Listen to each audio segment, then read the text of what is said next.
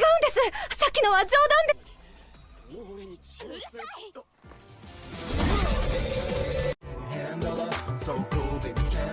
If you were a secret agent, right, who constantly has to forge new names and new identities, what would you pick to be your last name? And you know what, whatever you come up with, I bet you'll be a smarter idea than calling yourself Forger. But regardless, for some reason that's what our super smart main character does. Let me just say that Spy X Family is actually a very good show. The main cast is very solid. My favorite character, Yor, is a very straightforward person. Imagine you own this really adorable rabbit. It would smile, be supportive, and always be super nice to you. But then you have to sleep with one eye open because it might murder you in your sleep. That's exactly what being with Yor is like. As long as you're not her next target, she's perfect. Sometimes she's a little too genuine, and I feel sometimes Twilight is taking advantage of her. But hey, I mean, he's gonna be the one to pay for it if worse comes to worse, so yeah. Speaking of Twilight, he's an amazing main character. He's very proactive and always seems to find a way to get everything done. Most people around him think he's very pleasant because he knows how to put up that facade. And us as viewers know that he's doing everything he does for the greater good, right? So we like him, of course. However, a slight issue I have with Lloyd is that he looks at the big picture a little bit too much. He looks at Yor and Anya more as parts of the mission than as people themselves. And yeah, I get it, he probably has to because of his job and everything. But seeing Anya and Yor be slowly charmed by Twilight, when you know to him they're mostly just pawns, just gives you this tension of wow, things can really go wrong at any minute. But hey, as long as Twilight stays on his A game, everything will work out, right? Anyways, the last character of our main trio is Anya.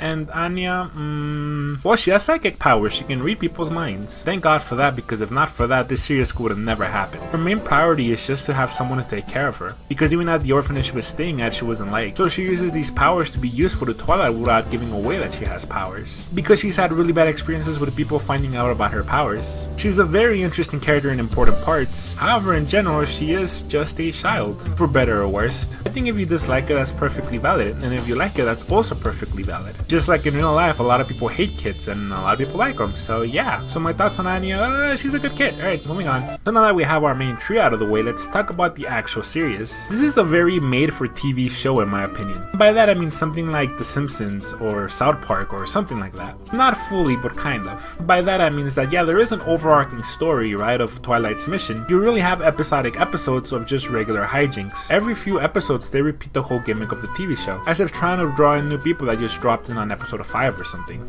And most of the time episodes don't really have to do much with the main story. I mean, they do go out of the way to try to explain why they're doing this. Like, oh, our neighbors don't think we're a good family, that could jeopardize the whole mission, let's go to the aquarium. Again, makes sense in lore, but it's still clearly side content. But there's really nothing wrong with that. Comedy in Spy X Family is very well written in my opinion. And with such strong leads, it's nice to see the characters in different situations. All three of the characters are full of personality, so honestly, just seeing their day-to-day life is fun. And not every episode is gonna hit super hard. There's definitely gonna be this feeling of, oh, okay, this episode's good, not this one's good, this one's okay. But I'd argue it's never actually bad. And the reason it's never bad is because the foundation of the show is just so good. You know that even if it's slow right now, it's gonna get good again later. When it gets serious, it can actually be very emotional. This may seem like a wholesome, sweet show from the outside. It actually has very dark moments, as in people's lives are on the line.